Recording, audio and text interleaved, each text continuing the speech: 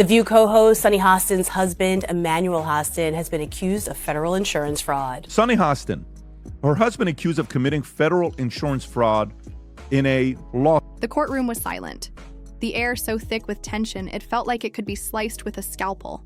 An irony not lost on those who had followed the dizzying fall from grace of Emmanuel Host, once a renowned orthopedic surgeon within Manhattan's elite medical circles. But now, he was no longer just a surgeon, nor was he celebrated. He was a convicted criminal, sentenced to life in prison for masterminding one of the boldest and most intricate insurance fraud schemes in recent memory. The aftermath of his actions had unleashed a Pandora's box of scandal, implicating more than just himself. It had pulled his wife, Sunny Hostin, directly into the storm. To the documents, he knowingly provided fraudulent medical and other healthcare services, including arthroscopic surgery. It was almost inconceivable. Jar Host had been regarded as the epitome of class and professionalism, a man who operated on high-profile clients and built his career on the promise of healing. But behind the pristine white coat and polished demeanor, prosecutors argued, was a man who had turned medicine into a money-making machine. The allegations were staggering. Unnecessary surgeries performed on patients who didn't need them, fraudulent billing practices that drained insurance, companies of millions, and lavish kickbacks disguised as investment opportunities. The sheer audacity of it all made this more than just a legal case. It was a scandal that seemed stranger than fiction. And then, of course, there was Sunny. If Jar Host's fall from grace had shocked the medical community, Sunny's entanglement was nothing short of explosive for the world of daytime television.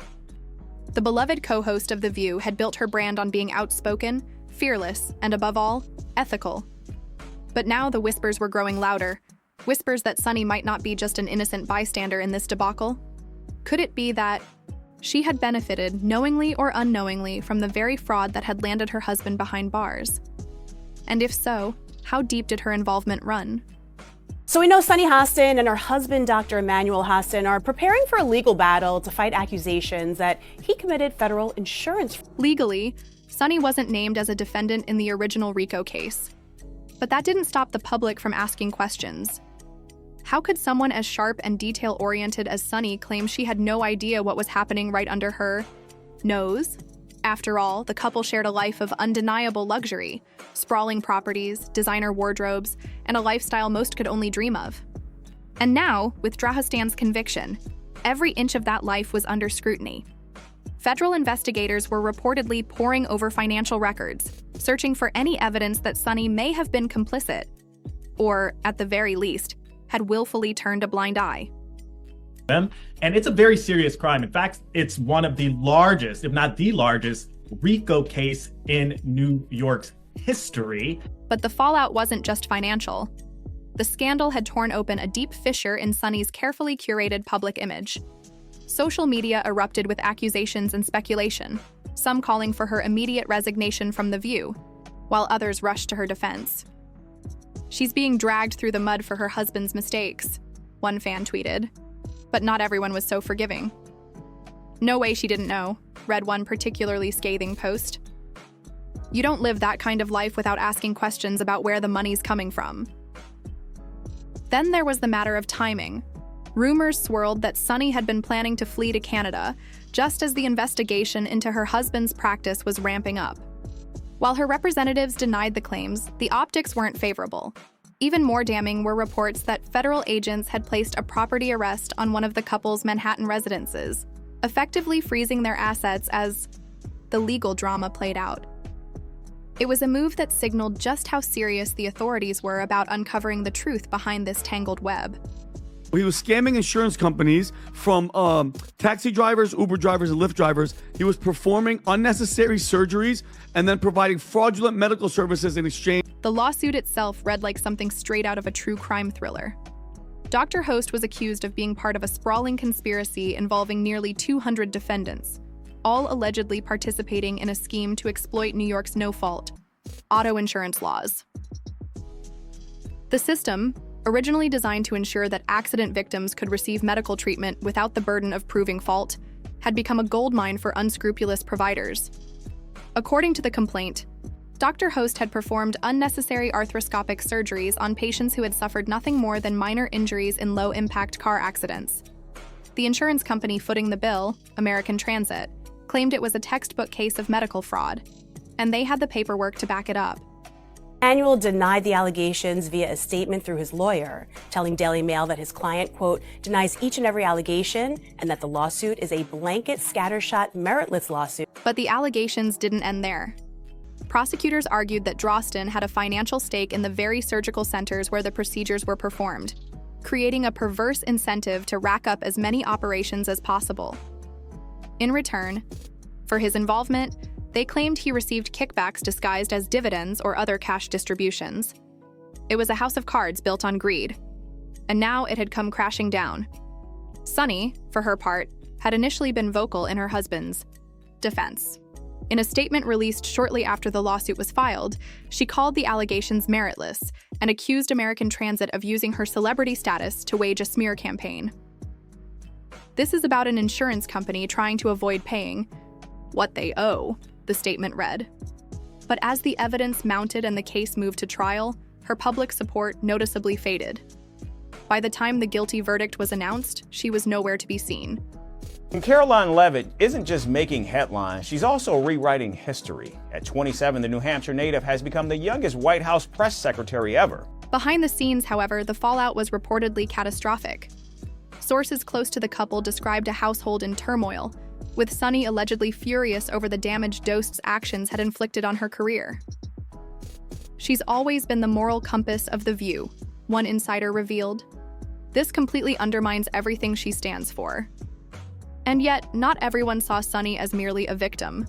Rumors circulated that she had played a more active role than anyone had realized, perhaps even assisting in laundering money through her various media ventures. It was speculation, of course, but in the court of public opinion, speculation was more than enough to fuel the fire. Then came whispers of her potential arrest.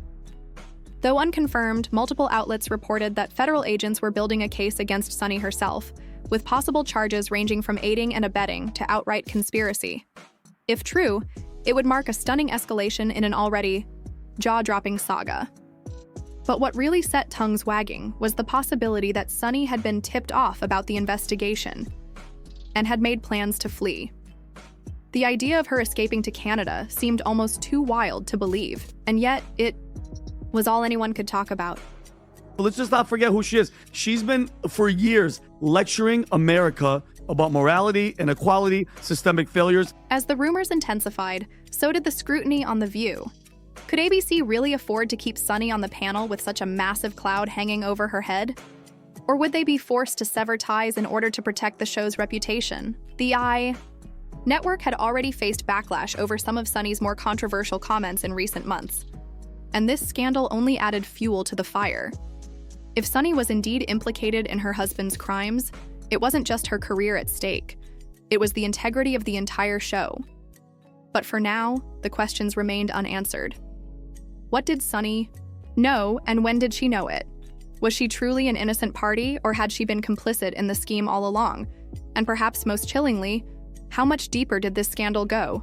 Because if there was one thing everyone could agree on, it was this: the story was far from over. Does not look well when your name ends up with 200 people in a RICO investigation. This is the biggest investigation since Giuliani shook the tree and a bunch of mobsters fell out, right? This is big stuff. And so, and thank you for bringing that video. It sure is ironic that she's up there. So, and just like that, the spotlight turned even harsher on Sunny Hostin as the scandal began to weave itself into the fabric of her very public and very polarizing role on The View. If there's one thing the daytime television audience thrives on, it's drama. But this was chaos on steroids, and Sunny was right in the middle of it. The timing couldn't have been worse for the network. While Sunny grappled with the fallout from her husband's conviction and the swirling rumors about her own alleged involvement, the dynamics on The View were already teetering on the edge. Now, the show wasn't just a powder keg, it was an active volcano, with every episode threatening to erupt live on air. Say someplace that could really use a lot of cutting. You know, Elon has very many, what do you call it? Government contracts. Yeah. I think, because I don't remember, maybe y'all heard it, but I don't remember looking for an armored car. And I don't remember. For months, tensions had been simmering between Sunny and her conservative counterpart, Alyssa Farah Griffin. What began as spirited debates during the show's infamous Hot Topics segment had devolved into something far uglier: interruptions, outright hostility, and moments so uncomfortable that even Whoopi Goldberg, the show's unflappable moderator, had to step in to keep the peace. But the friction wasn't just ideological.